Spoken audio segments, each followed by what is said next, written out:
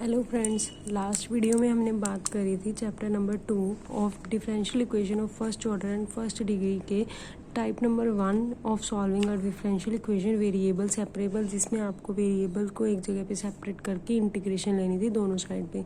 That was a very easy type number 1 के बाद हम टाइप नंबर 5 डिस्कस करने जा रहे हैं। लीनियर इक्वेशंस के सॉल्यूशंस की बात कर रहे हैं। This is a most important type under this chapter. अगर लॉन्ग क्वेश्चन बने तो इस टाइप में से बनेगा आपका। लीनियर इक्वेशंस के सॉल्यूशंस की बात करनी है हमें। लीनियर इक्वेशन के सॉल्यूशन की बात करने से पहले मैं आपको याद करवा देना चाहती हूँ कि हमने लीनियर इक्वेशन की पहले भी डेफिनेशन करी थी।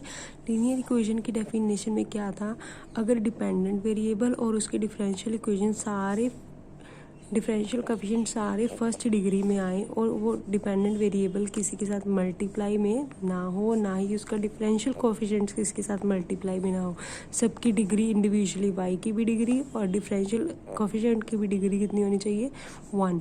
अब आज हम डिस्कस करने चाह रहे हैं कि ऐसी डिफरेंशियल इक्वेशन जो लीनियर डिफरेंशियल इक्वेशन हो उसके सॉल्यूशंस की बात करने जा रहे हैं। वो किस टाइप की होगी, आपके पास dy/dx plus P Y is equal to Q, क्योंकि इसकी क्या है, डिग्री भी 1 है और y किसी और फंक्शन के साथ मल्टीप्लाई में नहीं है। अगर आपकी इक्वेशन ऐसी है dy/dx y, तो यहाँ पे भी क्या है आपके पास y, और y के साथ जो फंक्शन मल्टीप्लाई में है वो क्या है, x। नॉन फंक्शन मल्टीप्लाई में है, not unknown. x is equal to Q is also a function of x। अगर यहीं आपके पास मान लीजिए होता dx/dy और ये फंक्शन होता है यहाँ पे भी x का, तो x के साथ टर्म कौन सी मल्टीप्लाई में आएगी, y की, is equal to y। p and q are non functions of y as linear differential equation.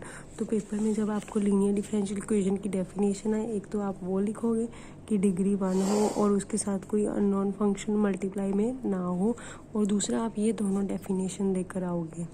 तो इस डेफिनेशन, अगर आप इस तरीके से डेफिनेशन को लिखोगे तो आपको पूरे मार्क्स शॉर्ट क्वेश्चन के मिलेंगे। अब हम बात कर लेते हैं ऐसी लीनियर डिफरेंशियल इक्वेशन के सॉल्यूशंस की। ठीक है, ऐसी लीनियर डिफरेंशियल इक्वेशन का जो सॉल्यूशन है वो थोड़ा डिफरेंट टाइप का होता है।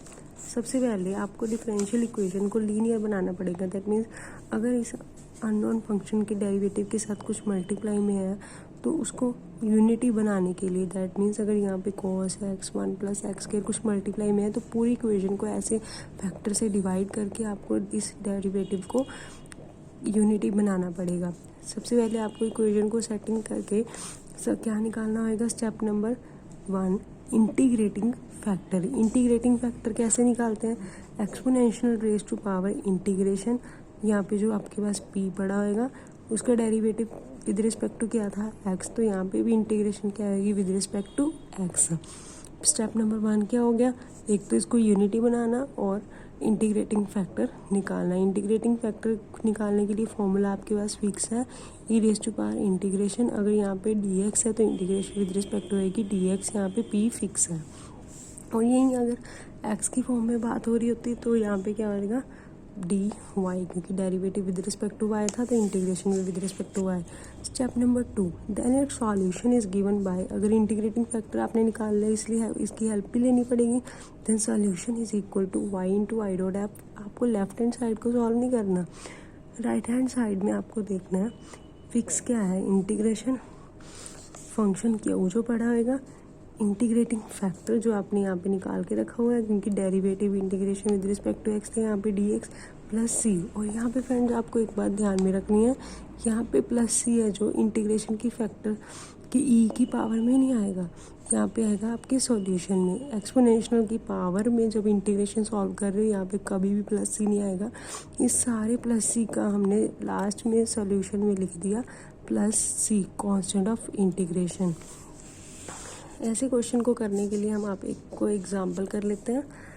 देखिए यहाँ पे dy/dx लीनियर नहीं थी तो हमने सबसे पहले इक्वेशन को उससे डिवाइड करा। कंपेयर करो आप फिर डिफरेंशियल इक्वेशन को जो मैंने आपको बताया है उसके साथ कंपेयर करके p और q की वैल्यूज़ निकाल के रख लो। p और q की वैल्यूज़ निकालने के बाद इंटीग्रेटिंग फैक्टर आपको कैसे निकालना होता है, integrating factor is equal to e raise to power. Equation किस फॉर्म में है, वाई की फॉर्म में।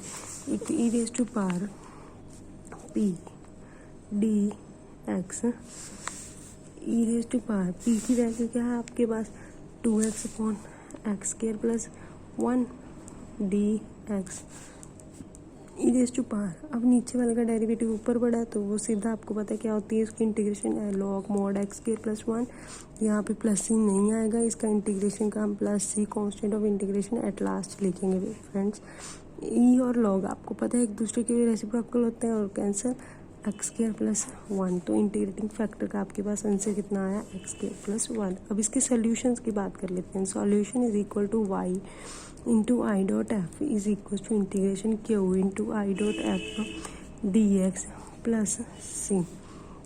वैल्यूज पुट करें, क्यू की वैल्यू क्या थी हमारे पास, 4x square upon x square plus 1, 4x square upon x square plus 1। I dot F की वैल्यू हमने पहले निकाल के रखी हुई है, X square plus 1, X square plus 1, X square plus 1 दोनों cancel, d x plus c. तो इंटीग्रेशन में क्या बचा आपके पास, 4x square d x plus c. 4 आपके पास बाहर आ गया, अंदर क्या बचा, x cube plus upon 3 plus c. Answer क्या आया आपके पास, 4/3 एक्स क्यूब प्लस सी। तो लेफ्ट हैंड साइड आपको एज इट इज़ रखनी है। लेफ्ट हैंड साइड सॉल्यूशन क्या आया आपके पास, 4/3 एक्स क्यूब प्लस सी। ऐसे ही आपको बच्चे एक्सरसाइज के सारे क्वेश्चंस ट्राई करने हैं। अगर किसी क्वेश्चन में प्रॉब्लम आए मेरे को कमेंट्स और व्हाट्सएप ग्रुप में पक्का बताना।